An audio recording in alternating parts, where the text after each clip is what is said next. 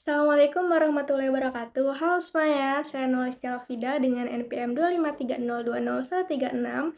Di sini saya akan membahas tentang masalah-masalah Pancasila di era modern sekarang dan bagaimana sih kita harus menyikapinya. Tapi sebelum saya membahas tentang masalah Pancasila sebagai dasar negara di era modern, saya akan menjelaskan terlebih dahulu apa sih definisi Pancasila sebagai dasar negara, apa konteks Pancasila di era modern, dan apa hubungannya Pancasila sebagai dasar negara di era modern. Pancasila sebagai dasar negara diibaratkan dengan fondasi rumah.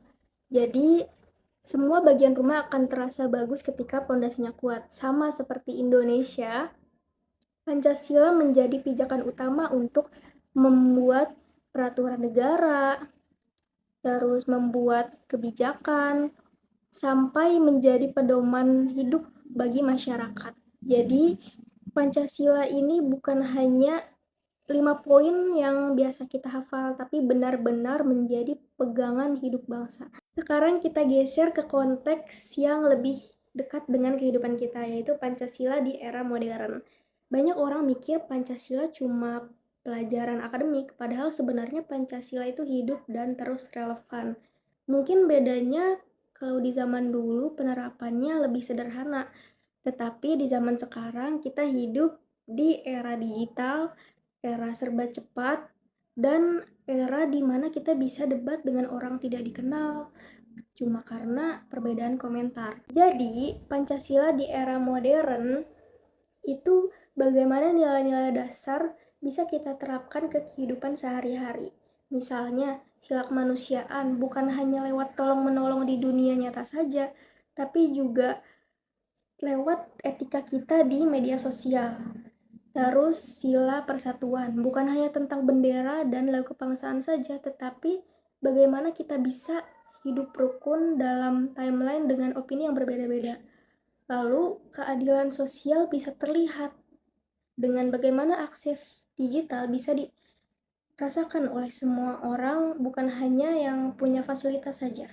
Lalu apa sih hubungannya Pancasila sebagai dasar negara dengan Pancasila di era modern? Jawabannya seperti pondasi rumah dengan interiornya. Pondasi itu tetap tidak bisa dirubah, sedangkan interiornya bisa mengikuti sesuai perkembangan zaman. Sama seperti Pancasila itu tetap dari dulu tidak bisa dirubah sampai sekarang. Tetapi cara kita memahami dan menghidupkannya harus mengikuti tantangan zaman. Karena kalau kita memahami Pancasila sebagai teori lama, itu pasti akan terasa sangat kaku. Tapi kalau kita melihat Pancasila dengan kondisi hari ini, nilai itu akan sangat relevan. Bahkan mungkin lebih relevan dari sebelumnya. Dengan adanya banyak konflik online, perbedaan pendapat, banyaknya budaya luar yang masuk tanpa filter, dan informasi yang sangat cepat menyebar, kita butuh nilai-nilai dasar yang membuat kita mempunyai arah, dan itu adalah Pancasila. Makanya hubungan antar keduanya itu sangat penting. Pancasila sebagai dasar negara memberikan dasar dan arah, sedangkan Pancasila di era modern memberikan cara dan konteks. Tanpa dasar kita goyah, dan tanpa konteks kita ketinggalan. Kita semua tahu Pancasila adalah dasar negara, tapi bagaimana sih pandangan Pancasila di era modern sekarang ini? Apakah masih dipakai, apakah masih dipahami, atau malah cuma jadi hafalan aja? Yang paling kelihatan saat ini adalah banyak orang cuma hafal aja Pancasila, tapi gak ngeh apa maknanya. Di era yang serba cepat ini, orang lebih fokus sama scroll TikTok dengan isi berita-berita yang sangat cepat, sehingga nilai Pancasila kalah dengan budaya instan. Instan marah, instan ngatain orang, instan percaya hoax. Padahal kan Pancasila harusnya menjadi dasar seseorang untuk bersikap. Tapi kalau jadi hafalan aja ya wajar kalau makna Pancasila malah makin memudar. Globalisasi dan gaya hidup modern juga ikut mempengaruhi. Zaman kita sekarang ini sangat mudah untuk mengikuti budaya manapun, bahasa manapun, tapi kadang malah bikin kita lupa dengan nilai kita sendiri. Nah, ini yang bikin Pancasila sebagai dasar negara tidak sekuat dulu. Bukannya Pancasila yang kalah, tapi pengamalan kita yang semakin longgar. Nilai Pancasila diuji di tempat yang paling dekat sama kita, yaitu medsos. Di sini banyak banget orang gampang berantem cuma gara-gara beda pendapat. Ada yang cepat percaya hoax, ada yang suka menebar kebencian, ada yang gampang tersinggung. Padahal nilai Pancasila mengejarkan kita untuk saling menghargai, menjaga persatuan, dan memanusiakan manusia. Tapi pada kenyataannya, kita cuma scroll 5 menit aja bisa lihat banyak sekali keributan. Nah, ini menjadi bukti bahwa penerapan Pancasila di media digital masih sangat jauh. Kita hidup pada zaman demokrasi di era modern yang dimana semua orang memiliki suara. Ini memang bagus, tapi masalahnya kadang demokrasi malah berubah menjadi adu keras suara, bukan adu bijaksana. Banyak orang yang ngomong dulu baru mikirnya belakangan. Padahal sudah jelas pada sila keempat mengajarkan kita untuk musyawarah, kebijaksanaan, dan mengutamakan kepentingan bersama. Jika nilai ini hilang, ya demokrasi isinya hanya keributan tanpa solusi. Dalam sila kelima mengatakan bahwa keadilan sosial bagi seluruh rakyat Indonesia. Tapi di era modern sekarang ini, kesenjangan ekonomi malah semakin terasa. Teknologi membuat sebagian orang melaju pesat, tetapi sebagian yang lain malah semakin tertinggal. Ada yang mudah mendapatkan pekerjaan, pendidikan, dan akses digital, tapi masih ada juga yang berjuang dari nol. Oleh karena itu, keadilan sosial menjadi tantangan besar bagi Pancasila sebagai dasar negara. Lalu bagaimana sih cara kita menyikapinya?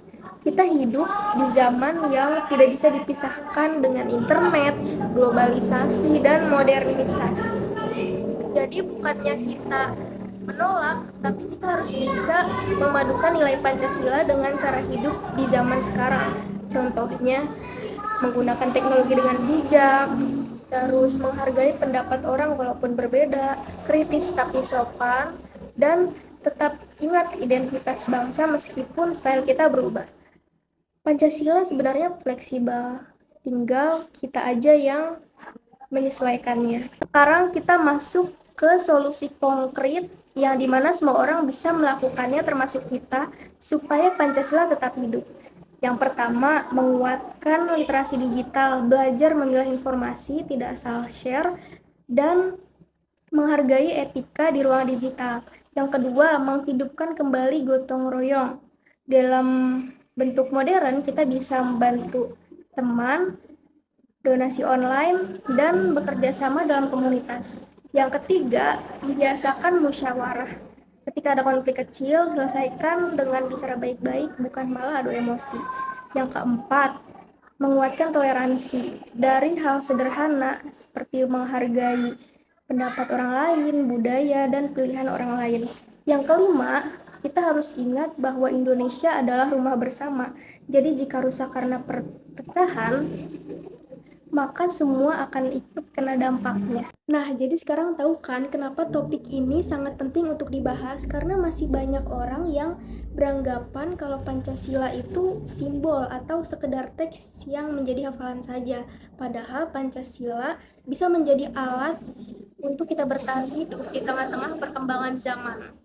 Nilai-nilainya fleksibel dan justru lebih nyambung dengan kehidupan modern, mulai dari berkomunikasi, dunia digital, cara menghargai orang, dan bagaimana cara kita bersikap di media sosial.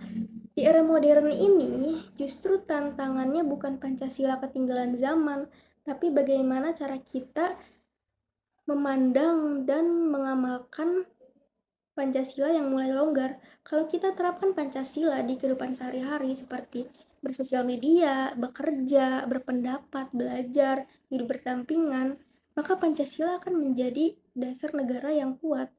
Jadi semoga setelah menonton video ini, kita tidak hanya mengamalkan Pancasila saja, tapi juga bisa mengamalkannya di kehidupan sehari-hari. Terima kasih. Wassalamualaikum warahmatullahi wabarakatuh.